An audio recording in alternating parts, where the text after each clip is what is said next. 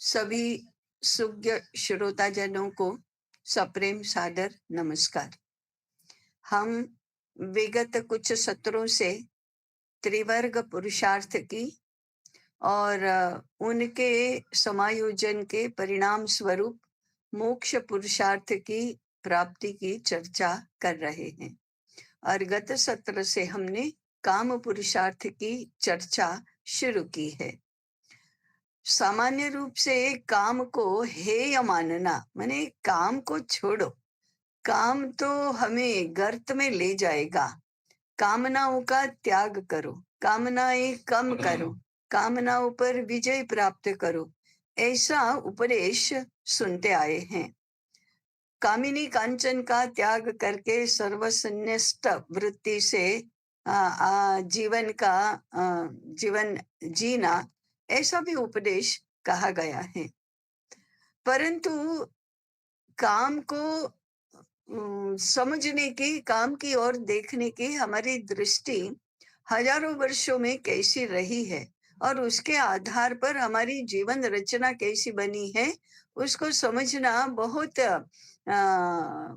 अर्थपूर्ण और मजेदार होगा। जीवन में और जगत में सर्वत्र काम व्याप्त है, हम इसको नकार नहीं सकते, बल्कि सृष्टि की उत्पत्ति ही काम संकल्प से हुई है। उपनिषदों में ऐसा वर्णन आता है कि जब कुछ भी नहीं था, माने हम और आप नहीं थे, वृक्ष वनस्पति नहीं थी, नदी पर्वत अरण्य नहीं थे, पंच महाभूत नहीं थे, कुछ भी नहीं था, कुछ भी माने कुछ भी नहीं था, तब भी वह था। ये वह क्या था? तो वह आत्म तत्व था। उस समय तो उसका नाम भी आत्म तत्व नहीं था। हमारे दृष्टा ऋषियों ने इस तत्व को अनुभूत किया और फिर समझने के लिए, अभिव्यक्ति के लिए जब भाषा का प्रयोग होता है तो कुछ न कुछ नाम तो देना ही होता है। इसलिए उसको नाम दिया ब्रह्म। उसको उसको अनेक नामों से अनेक ऋषियों ने जाना, इसलिए उसको ब्रह्म कहा। तो कभी परब्रह्म भी कहा, कभी आत्मा कहा, तो कभी परमात्मा भी कहा। अब विभिन्न दर्शनों में परमात्मा आत्मा क्या होता है, परब्रह्म ब्रह्म क्या होता है, दोनों में क्या अंतर है, इसकी चर्चा होती है। हम इसको जिसको कहते हैं कि वो एक ही था, अद्वितीय था, उसके जैसा और कोई नहीं था, वो एक तत्व था। वो कैसा था उसका वर्णन नहीं कर सकते, रूप रंग कुछ भी नहीं है उसको, वो बस है, निर्गुण निराकार। ऐसा अभी हमारे ऋषियों ने कहा कि उसको कोई गुण भी नहीं। इंद्रियों से जानेंगे कैसे, देखेंगे कैसे, उसको मन से बुद्धि से समझेंगे कैसे, नहीं समझ में आता। परंतु इसकी इतनी अनुभूति हृदय में होती है कि हाँ कुछ है। वह एक मेवा द्वितीय, जिसका वर्णन नहीं किया जाता, अनिर्वचनीय शब्दों में जिसके बारे में कुछ भी समझाया नहीं जाता, ऐसा एक तत्व तो था। इसका हमारे भारतीय जनमानस में इतना स्वीकार है कि कुछ भी नहीं जानते वे भी इसको भगवान कहते हैं, ईश्वर कहते हैं, परमेश्वर कहते हैं। तो दार्शनिक इसको आत्मा परमात्मा कहते हैं, ब्रह्म पर ब्रह्म कहते हैं, सामान्य जन इसको भगवान कहता है, ईश्वर कहता है, सबका मालिक कहता है। ऐसे विभिन्न नामों से इस मूल एक तत्व को जाना जाता है। तो ज्ञानी अज्ञानी का कोई अंतर नहीं, पूरे भारतवासी सब इस तत्व को अपनी अपनी पद्धति से समझते हैं। हम उस विषय में नहीं जा रहे हैं। हम काम पुरुषार्थ के संदर्भ में जब सोचते हैं, तब इस एक आत्म तत्व जो है, जो निर्गुण निराकार है, उसको सगुण साकार बनने की इच्छा हुई। ये वाक्य अधोरेखित करने की आवश्यकता है। कि जिसको कुछ नहीं था, न रूप, न रंग, न गुण, न आकृति, कुछ भी नहीं है, उसको इच्छा जागृत हुई। इस इच्छा को काम संकल्प कहते हैं। और ये इच्छा क्या थी? एको हम बहुश्याम इति। अरे मैं तो एक हूं, अकेला हूं। ऐसे उपनिषद का वचन है, एकाकी न रमते। मजा नहीं आता है, आनंद नहीं आता है। अरे कोई तो बात करने के लिए चाहिए, कोई तो साथ में कुछ हमारे मन की कल्पनाएं बताने के लिए चाहिए, कुछ नहीं तो झगड़ा करने के लिए तो चाहिए, नहीं तो जीवन में मजा क्या है, आनंद कहाँ है, सुख कहाँ है? हम- तो उसको भी, उस आत्म तत्व को भी, उसके बारे में भी कहा, एकाकी न रमते। अकेले अकेले मजा नहीं आता है। तो फिर मैं क्या करूं? और तो कोई है नहीं, कहाँ से आएगा? एकमेवा द्वितीयम है, एक अकेला ही है, तो दूसरा कहाँ से आएगा? उसके मन में इच्छा तो जागृत हुई, काम संकल्प, ये इच्छा मूल है। और फिर उसने क्या सोचा, मन में क्या आया? एको हम बहुश्याम प्रजा ये इति। मैं एक हूं, मैं ही बहुत हो जाऊं, दूसरा तो कुछ है नहीं। तो एको हम, मैं एक हूं, अनेक हो जाऊं, ऐसा उसके मन में विचार आया। अब एक से अनेक होना कैसे? तो फिर सह तपो अतप्यत, उसने तपश्चर्या की। और तपश्चर्या करने से जो शक्ति प्राप्त हुई, जो सिद्धि प्राप्त हुई, उससे वह एक से अनेक बना।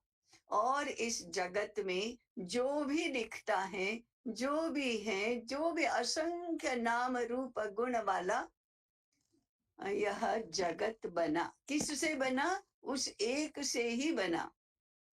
वह एक ही यह विश्व बना। ये बनने की प्रक्रिया का वर्णन उपनिषदों में आता है कि कैसे वो एक से बना, अनेक बना, कैसे उस निर्गुण निराकार आत्म तत्व से सगुण साकार ऐसा संसार बना। संसार माने जो बढ़ता ही जाता है, फैलता ही जाता है, अनेक नाम रूप धारण करते जाता है, बदलता जाता है, वो है संसार। तो उस एक से, जिसमें कोई परिवर्तन नहीं होता, जो निर्गुण निराकार है, उससे सगुण साकार विश्व बना, सृष्टि बनी। वे दोनों एक ही हैं। जिससे ये संसार बना वह आत्म तत्व, और जो यह संसार बना है वह पूरा विश्व, पूरी सृष्टि एक ही है, वो दो नहीं है। एक का ही अनेक बना है, एक ही अनेक बना है, ऐसी हमारी उपनिषदों की कल्पना है। ये एक से अनेक बना कैसे? इसके मूल में क्या है? काम संकल्प है। उस काम संकल्प का अधिष्ठान एक एक व्यक्ति में मन है। इस मन के कारण से, इस काम संकल्प के कारण से सृजन होता है, सृष्टि बनती है। सृजन की से ही बना शब्द है सृष्टि, तो ये सृष्टि बनती है। और यह सृष्टि में सर्वत्र फैला रहता है, अनुस्यूत रहता है, उसी से सारा परिवर्तन भी होता है। काम नहीं है तो सृजन नहीं होता। एक वृक्ष से जब दूसरा वृक्ष बनता है तो वह काम के कारण से बनता है। हम जो एक एक जीव से दूसरे जीव की उत्पत्ति होती है तो वह काम के कारण से होती है। तो काम ब्रह्मांड में, सृष्टि में, विश्व में सर्वत्र व्याप्त है। ये इस वर्णन का तात्पर्य क्या है? हम इसको नकार नहीं सकते, हम इसको हेय नहीं मान सकते, क्योंकि अगर हेय मानेंगे तो इस जीवन की जो प्रक्रिया है, इस संसार के बनने की जो प्रक्रिया है, उसको ही हम नकारेंगे, उसका ही हम तिरस्कार करेंगे, उसको उसकी भी हम उपेक्षा करेंगे, उसकी ही हम आलोचना करेंगे, उसकी ही हम निंदा करेंगे। ऐसा तो नहीं होता, ऐसा नहीं हो सकता। जिस जिस संकाम के कारण से आत्म तत्व एक का अनेक बना, उस परमात्मा के काम संकल्प को हम हेय कैसे मान सकते हैं? उसकी उपेक्षा कैसे कर सकते हैं? उसको नकार कैसे सकते हैं? उसको नकारने से भी वो होता है, वह नहीं होता तो हो नहीं सकता। तो फिर उसका स्वीकार करना है। उसको इस संसार की जो घटनाएं बन रही हैं, जो प्रक्रियाएं हो रही हैं, जो भी परिवर्तन हो रहे हैं, उसमें देखना है। वो क्यों हो रहे हैं? काम संकल्प के कारण से ही हो रही है। हमारे मन में इच्छाएं जागृत हो रही है, वो क्यों जागृत हो रही है? काम मन का आश्रय लेकर हमारे जीवन में रहता है। इसलिए इस काम को हम पहले इतना व्याप्त होकर जो रहता है, उसको हमारे मन में जो प्रेरणा बनकर रहता है, कुछ भी करने की जो प्रेरणा होती है, उस रूप में समझना चाहिए। हम भी तो इच्छा हुई इसलिए तो सुनने के लिए बैठे हैं। इच्छा हुई कि सब लोग सुने इसको, इसलिए तो वक्ता बोलता है। इच्छा हुई इसलिए तो हम कोई भी काम करते हैं, बिना इच्छा के नहीं करते। अनिच्छा से जब हम करते हैं, कहता है अरे मुझे करने की बिल्कुल मन नहीं है, तो वो भी करना पड़ता है। विवशता से करते हैं, तब भी कहीं न कहीं वो नकारात्मक अर्थ में भी इच्छा बनकर तो रहा ही है, क्योंकि हमारे सबके अस्तित्व में, सबके व्यक्तित्व में मन है। इसलिए विश्व में सर्वत्र चलने वाली प्रक्रियाओं का आश्रय काम ही है। हमारे जीवन में जो भी घटनाएं बन रही हैं, जो भी क्रियाएं हम कर रहे हैं, उसके पीछे मन में रहा काम संकल्प है। इसलिए उसको हम हेय नहीं मान सकते, इसको नकार नहीं सकते, इसकी उपेक्षा नहीं कर सकते।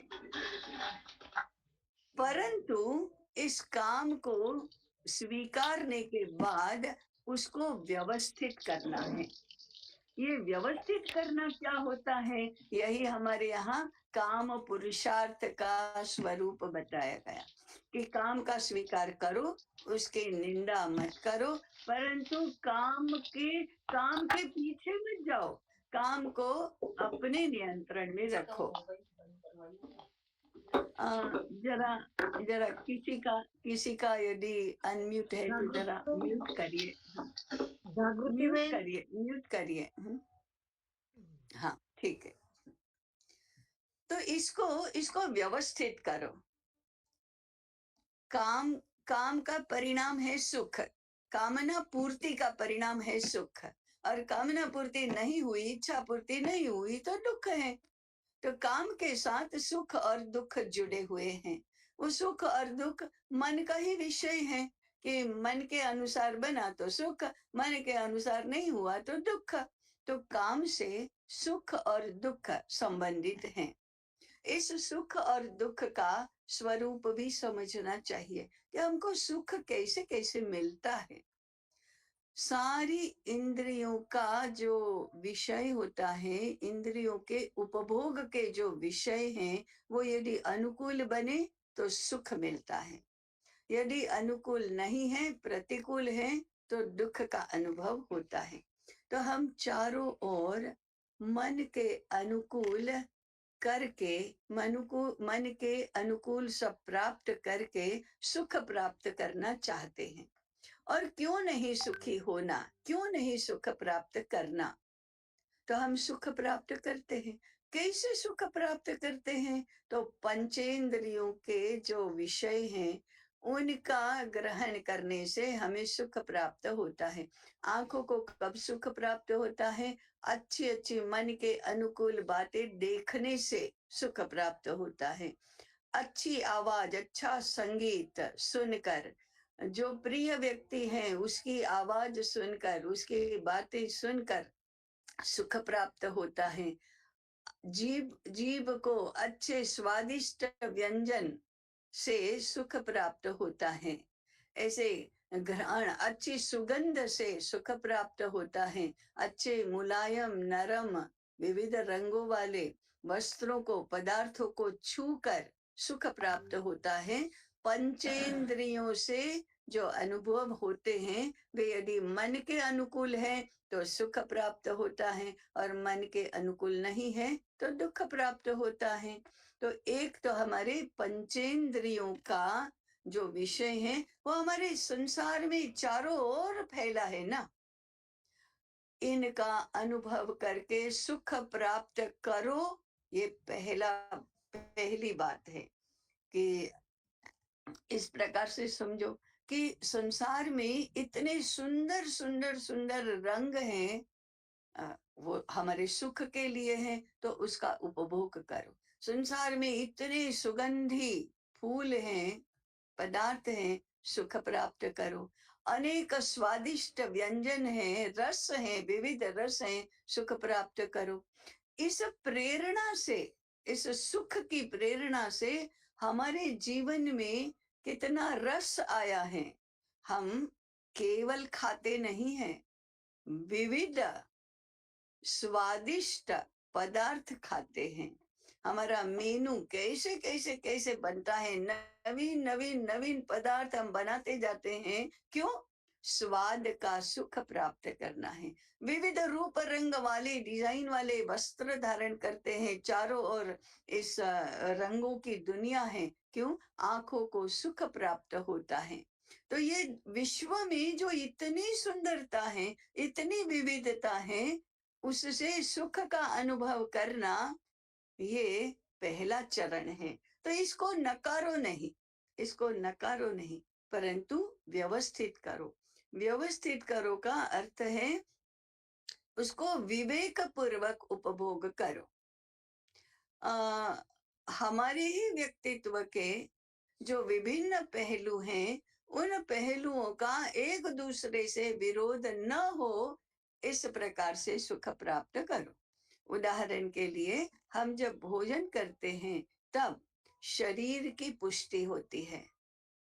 शरीर के सप्त धातु की पुष्टि होना, पोषण होना, ये इसके लिए तो हम भोजन करते हैं, परंतु उसके लिए विभिन्न स्वाद का होना जरूरी नहीं है।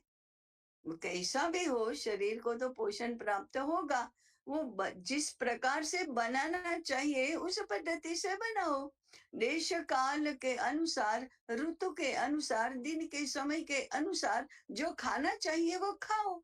स्वाद की क्यों परवाह करते हो? तो ये शरीर और प्राण के पोषण के लिए खाएंगे तो एक तत्व, एक आयाम हुआ, हम शरीर के लिए खा रहे हैं। परंतु हम कुछ भी नहीं खाते, शरीर को पोषण देने वाला कुछ भी नहीं खाते। मन को सुख देने वाला, जीभ के स्वाद को संतुष्ट करने वाला खाते हैं, तब विविधता आती है। तब विभिन्न प्रकार के संयोजन होकर नए नए नए स्वादिष्ट पदार्थ बनते हैं। वो शरीर के लिए नहीं, वो मन के लिए खाते हैं, क्योंकि उससे हमें सुख मिलता है, तभी समाधान मिलता है, तभी खाने जैसा खाया ऐसा करके हम जरा आनंदित होते हैं, प्रसन्न होते हैं। अब शरीर और मन दोनों के लिए पोषण और तोषण अथवा तुष्टि अथवा सुख, ये दोनों एक दूसरे से विरोधी ना हो, ये विवेक है। तो आप उपभोग करो, विभिन्न स्वादिष्ट व्यंजनों को सुखोपभोग के लिए खाओ, मनाही नहीं है, परंतु शरीर के अविरोधी रहकर खाओ। शरीर को, स्वास्थ्य को तो नुकसान हो रहा है, परंतु मन को संतुष्टि मिल रही है, माने मन को सुख मिल रहा है, ऐसा न करो। ये कौन कहता है ऐसा न करो? बुद्धि कहती है, विवेक कहता है। तो उपभोग करो, सुख प्राप्त करो, परंतु विवेक शून्य न बनो, यह काम को व्यवस्थित करना हुआ। तो काम को व्यवस्थित करना, ये अर्थ काम पुरुषार्थ का विकास का दूसरा चरण है। काम को है या न मानो, काम का स्वीकार करो, सर्वत्र फैला हुआ काम ही है, ये संसार काम के कारण से ही है, इसको समझो और स्वीकार करो। परंतु उसको विवेक पूर्वक अपनाओ, ये काम का उन्नयन है। काम की उपेक्षा नहीं है, अस्वीकार नहीं है, उन्नयन है। तो हम सर्वत्र हमको दिखता है कि हम विवेक पूर्वक काम का यदि नियमन करते हैं, बुद्धि के वश में रखते हैं, सही पद्धति से उपभोग करते हैं, तब हम काम का उन्नयन करते हैं, तिरस्कार नहीं करते। तो व्यवस्थित करना, काम को व्यवस्थित करना, ये पहला चरण है। काम पुरुषार्थ का यह एक महत्वपूर्ण आयाम है। उसके बाद धीरे धीरे उन्नयन करना, तो हमारे चारों ओर विभिन्न कलाओं के रूप में काम उन्नत स्वरूप में व्यक्त होता है, उन्नत स्वरूप धारण करता है।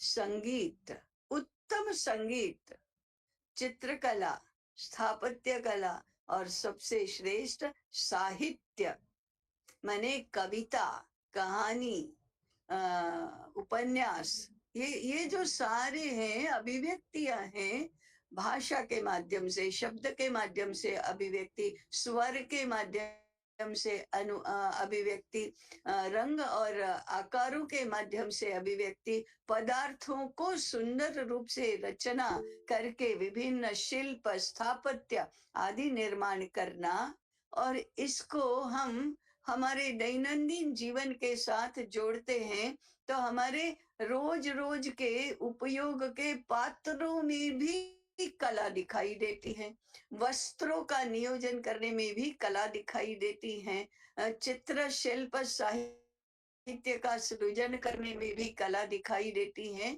ये सब काम का उन्नयन ही है।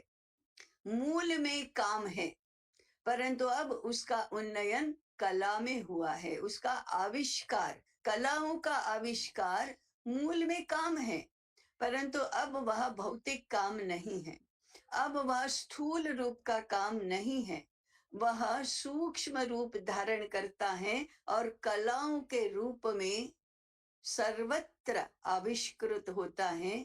कला साधना कहते हैं। ये साधना का अर्थ ही है उन्नयन करना।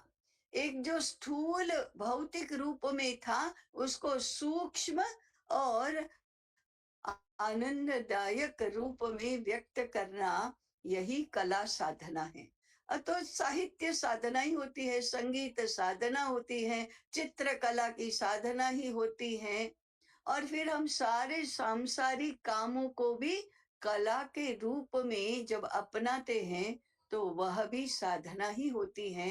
तो कला साधना के, कला के आविष्कार में काम का उन्नयन जब हम करते हैं, तो आनंद की अनुभूति होती है, रस की अनुभूति होती है, सौंदर्य की अनुभूति होती है।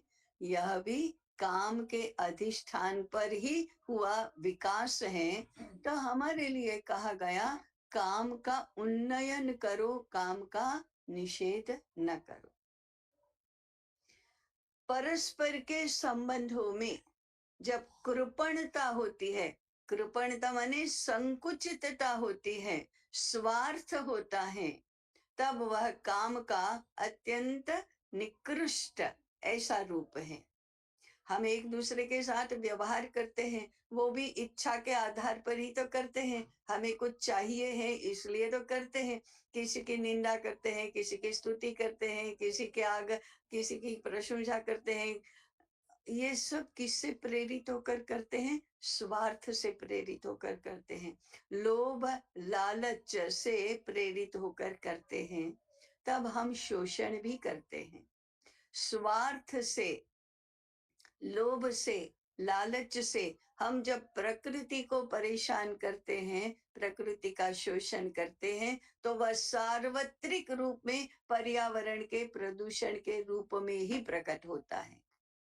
पर्यावरण के प्रदूषण के पीछे मन की हीन भावनाएं तो हैं, स्वार्थ है, लोभ है, लालच है, नासमझी है। कुछ भी करो, हिंसा भी करो, हमें कोई आपत्ति नहीं। जब हम व्यापार में मिलावट करते हैं, पदार्थों में मिलावट करते हैं, दवाइयों में मिलावट करते हैं, खाद्य पदार्थों में मिलावट करते हैं, तब हम किस भावना से प्रेरित होकर करते हैं? मेरा, मुझे सब कुछ मिल जाए, इस भावना से तो प्रेरित होते हैं। मुझे पैसा चाहिए, मुझे लाभ चाहिए, उस पैसे से मुझे भोग के अन्य-अन्य पदार्थ चाहिए। इसलिए तो हम मिलावट करने में संकोच नहीं करते, भ्रष्टाचार करने में संकोच नहीं करते। अब वो जीवन रक्षक पदार्थों में भी मिलावट करते हैं। माने खाद्य पदार्थों में मिलावट करना, दवाइयों में मिलावट करना, ये तो काम पूर्ति की अत्यंत हीन, अत्यंत निकृष्ट ऐसी अवस्था है। इनके पीछे एक प्रेरणा भी काम ही है। काम माने इच्छा, काम माने चाहिए, काम माने सुख चाहिए, काम माने मुझे और अधिक चाहिए, और अधिक चाहिए, और अधिक चाहिए। इसके लिए तो स्वार्थ, इसके लिए तो भ्रष्टाचार, अनाचार, अत्याचार, हिंसा, प्रदूषण, रोग आदि सब फैले हैं। तो ये निकृष्ट काम को श्रेष्ठ बनाने के लिए, उत्कृष्ट बनाने के लिए साधना ही करनी पड़ती है। माने स्वार्थ छोड़ना पड़ता है, दूसरों का विचार करना होता है, और मुझे नहीं मिलेगा तो चलेगा, लेकिन बाकी सबको मिलना चाहिए। मेरे लिए मैं किसी का भोग न लूं, मेरे लिए मैं किसी को हानि न पहुंचाऊं, मेरे लिए मैंने, मेरे स्वार्थ के लिए, मेरे सुख के लिए मैं किसी को हानि न पहुंचाऊं, ये विचार करना और उसके आधार पर व्यवहार करना, ये काम का ही उन्नयन है। माने हमारी जो हीन भावनाएं हैं, उनको छोड़ते छोड़ते फिर हमारी जो काम करने की पद्धति है, उसको परिष्कृत करते करते, उसमें सुधार करते करते, उसका उन्नयन करना, उसको उत्कृष्ट बनाना, ये काम का उन्नयन, ये विकास की यात्रा है।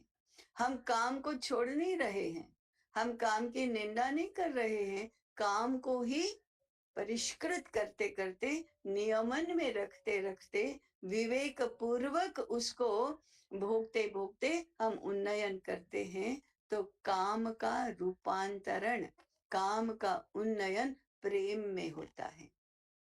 अब हम मन से प्रेरित होकर नहीं कर रहे हैं व्यवहार, हृदय से प्रेरित होकर कर रहे हैं, तो उसमें प्रेम होता है।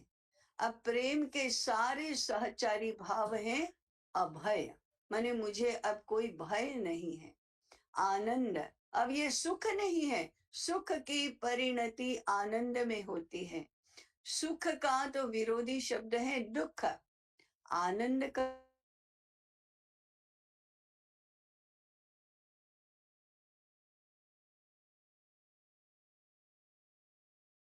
विषाद ऐसा होता है।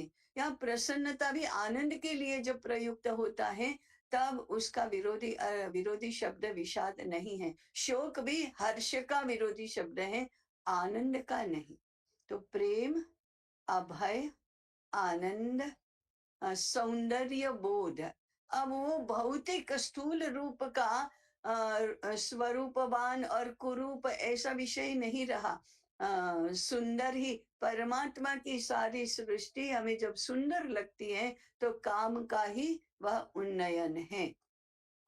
स्वतंत्रता केवल मेरी नहीं, सारी सृष्टि में जितने भी आविर्भाव हैं परमात्मा के, उन सब की स्वतंत्र स्वायत्त स्थिति का स्वीकार करना, अस्तित्व का स्वीकार करना, ये शुद्ध रूप में स्वतंत्रता है। तो ये हृदय के सारे जो भाव हैं वो प्रेम के सहचारी भाव हैं, आनंद के सहचारी भाव हैं। तो काम का हमने रूपांतरण किया, उन्नयन किया, वो प्रेम में किया। उन्नयन का एक स्तर है कलाओं का आविष्कार, और उसका भी और उन्नयन है प्रेम में रूपांतरण। और प्रेम का कोई विरोधी शब्द नहीं, अभय का कोई विरोधी शब्द नहीं, आनंद का, सौंदर्य का, स्वतंत्रता का, सहजता का, अपने आप जो प्रकट होता है, उस सहज स्थिति को प्राप्त होना, यह काम का उन्नयन है। काम, कला और प्रेम, ये उन्नयन है। इसलिए हमारे जीवन को ही कैसे जीना, इसका जब उपदेश दिया गया तो कहा है सबके साथ प्रेम का व्यवहार करो, कामना से प्रेरित होकर न करो। अब जब हम प्रेम की अवस्था में होते हैं या कला साधना करते हैं या कला का आविष्कार जब होता है, साहित्य का सृजन होता है, संगीत की अभिव्यक्ति, संगीत के रूप में अभिव्यक्ति होती है, चित्रकला के रूप में अभिव्यक्ति होती है, या स्वादिष्ट व्यंजन बनाने के रूप में भी अभिव्यक्ति होती है, तब काम तो होता ही है परंतु कला भी होती है। तो कला साधना में काम मर नहीं जाता, काम नष्ट नहीं होता, वह अत्यंत उन्नत स्वरूप धारण करता है। तो काम का उन्नयन हुआ। जब हम प्रेम से व्यवहार करते हैं तब काम के विरोधी नहीं होता, काम की संतुष्टि तो होती ही है परंतु उसका उन्नयन है। जब इस कला और प्रेम से जीवन की रचना होती है तब व्यक्तिगत रूप से हमारी तो उन्नति होती ही है, हमारा तो विकास होता ही है, परंतु जगत में अहिंसा का व्यवहार होता है। तो ये जो अहिंसा है, स्वतंत्रता है, सहजता है, अभय है। अभय, मुझे भय नहीं है ऐसा नहीं, मेरे से भी किसी को भय नहीं है। स्वतंत्रता केवल मेरी स्वतंत्रता नहीं, सबकी स्वतंत्र सत्ता का स्वीकार। तो जब मैं सृष्टि में एक सृष्टि के साथ एक रूप होता है तब काम का उन्नयन प्रेम में होता है, तभी एकात्मता आती है। और तभी हमें माने हृदय में ही फिर ये अनुभूति होती है, साक्षात्कार होता है कि वो एक ही आत्म तत्व के ये सारे के सारे संसार के आविर्भाव, ये एक के ही आविर्भाव हैं, एक का ही विविध स्वरूप यहाँ बना है। ऐसी जो आत्म तत्व की अनुभूति है उसका अत्यंत निम्न एक छोर आरंभ बिंदु है, वह काम है। तो एक तरफ भौतिक काम और दूसरे छोर पर आत्म तत्व का काम संकल्प, ये एक ही है। यह व्यक्तिगत काम से आत्म तत्व के काम संकल्प तक की यात्रा, ये उन्नयन की यात्रा है, ये श्रेष्ठ बनने की यात्रा है, ये उत्कृष्ट बनने की यात्रा है। वास्तव में यह भी संसार में रहकर साधना का ही स्वरूप है। वह अपने व्यक्तिगत जीवन के सभी कार्यों में भी अभिव्यक्त होता है, हमारे सारे समष्टि और सृष्टि के विभिन्न आविर्भावों के साथ जो हमारा संबंध बनता है, जो व्यवहार बनता है, उसको भी ठीक करने की यात्रा है। इस प्रकार से संसार में जीने के लिए हमारे ऋषियों ने काम पुरुषार्थ का वर्णन किया है। इस प्रकार से यदि हम अपने जीवन को व्यवस्थित करेंगे तो हमें सुख भी मिलेगा, सौंदर्य भी मिलेगा, रस की भी अनुभूति होगी, आनंद का भी अनुभव होगा, हम स्वतंत्र भी बनेंगे और हमें आत्म तत्व की अनुभूति भी होगी। इस प्रकार से काम पुरुषार्थ का वर्णन किया है। इस काम पूर्ति के साथ अर्थ पुरुषार्थ का संबंध है। हम पैसा कमाने के लिए क्यों जाते हैं? हमारी इच्छाएं पूर्ण करने के लिए ही तो जाते हैं। इसलिए काम पुरुषार्थ को व्यवस्थित किया तो अर्थ पुरुषार्थ भी व्यवस्थित होता है। और ये सब कैसे होता है? तो हमारे धर्म पुरुषार्थ का इसमें जब प्रवेश होता है तब ये साधना भी होती है, तब ये व्यवस्थितीकरण भी होता है। इसलिए काम हमारे जीवन व्यवहार की मूल प्रेरणा, अर्थ ये उस प्रेरणा से जो इच्छाएं जन्मती हैं उसकी प्राप्ति के लिए, उसकी पूर्ति के लिए किया जाने वाला हमारा व्यवहार वह अर्थ पुरुषार्थ हुआ। और उन दोनों का धर्म के अविरोधी होना ये उसका सही स्वरूप है। इसलिए हम अगले सत्र में अब धर्म पुरुषार्थ का चिंतन करेंगे और अंततोगत्वा इन तीन पुरुषार्थों का समायोजन हमें मोक्ष का परिणाम देता है। मोक्ष के लिए अलग से हमें कुछ करना नहीं पड़ता है। इन तीनों को व्यवस्थित करो तो फिर आगे मोक्ष तो अपने आप मिलने वाला है। मोक्ष की चिंता, मोक्ष के लिए चर्चा चिंतन करने की इतनी अधिक आवश्यकता नहीं है जितनी इन तीन पुरुषार्थों की है। इसलिए व्यास मुनि ने कहा है,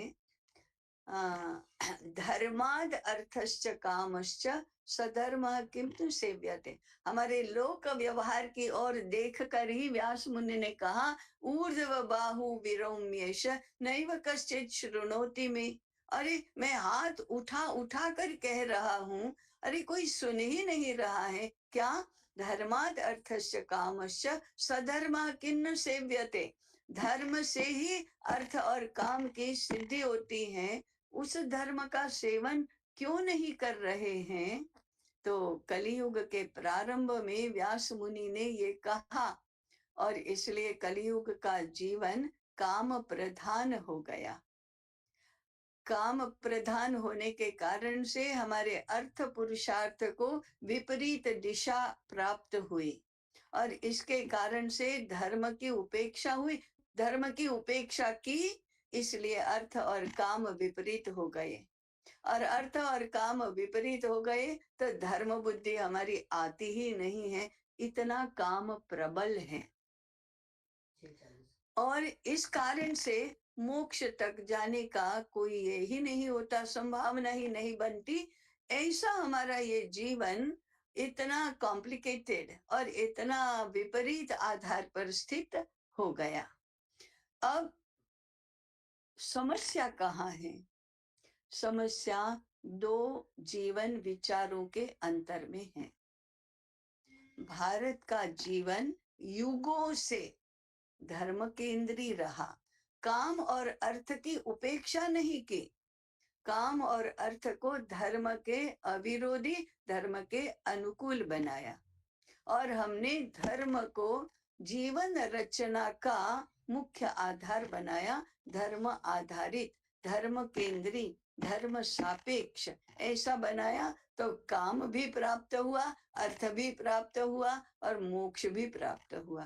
परंतु जिस जीवन विचार में मोक्ष यह लक्ष्य नहीं है, काम पूर्ति ही लक्ष्य है, उनको काम भी नहीं मिला, अनेक प्रकार की मनोविकृतियों का ही जन्म हुआ। आज हम देखते हैं कि जहाँ काम केंद्री और काम से प्रेरित अर्थ प्राप्ति के पुरुषार्थ की अर्थ केंद्री काम केंद्री अर्थ केंद्री ऐसी जीवन रचना है, वहाँ विकृतियों की कोई सीमा ही नहीं है, वहां दुख की कोई सीमा ही नहीं है, वहां विनाश के गति की और धंसने के सिवा और कोई गति ही नहीं है। ऐसा जीवन निर्माण हुआ, ऐसी संसार की स्थिति बन गई। केवल काम केंद्री बनकर, अर्थ केंद्री बनकर पर्यावरण का जो प्रदूषण फैला है, जो प्रकृति का जो शोषण हो रहा है, उसके ऊपर अत्याचार हो रहा है, उसकी कोई सीमा ही नहीं है। और फिर ऐसी बुद्धि बन गई कि इससे कोई छुटकारा ही नहीं है। काम केंद्री अर्थ केंद्री जीवन रचना नेसेसरीली अनिवार्य रूप से विनाश की ओर ले जा रही हैं। धर्म के अनुकूल काम और अर्थ अमरता की, चिरंजीविता की प्राप्ति करवाती है। इसलिए हमारे कहा काम की निंदा न करो, काम को हेय न मानो, उपेक्षा न करो, अर्थ की भी निंदा न करो, वैभव प्राप्त करो। किसके लिए ये सारा वैभव है? हमारे सुख के लिए तो है, इसलिए उसका स्वीकार करो, केवल उसको धर्म के नियमन में रखो, तो धर्म भी मिलेगा, काम भी मिलेगा, अर्थ भी मिलेगा और मोक्ष भी मिलेगा। काम केंद्री हुए तो चार में से एक भी नहीं मिलेगा। इस प्रकार से हमारे जीवन को व्यवस्थित करने के लिए काम पुरुषार्थ की ऐसी समझ होनी चाहिए, ऐसे हमारे शास्त्रों का उपदेश है और हमारी परंपराओं में इसके प्रमाण भी मिलते हैं। जानकारी भी हमें प्राप्त होती है। तो अर्थ और काम की चर्चा इस सत्र में समाप्त हुई। अगले सत्र में हम धर्म की चर्चा, धर्म का चिंतन करेंगे, धर्म पुरुषार्थ का चिंतन करेंगे। हम त्रिवर्ग पुरुषार्थ में अब नियमन वाला जो तत्व है वह धर्म है, उसकी चर्चा हम अगले सत्र में करेंगे। अभी इस सत्र में मैं मेरी प्रस्तुति समाप्त करती हूँ। नमस्कार।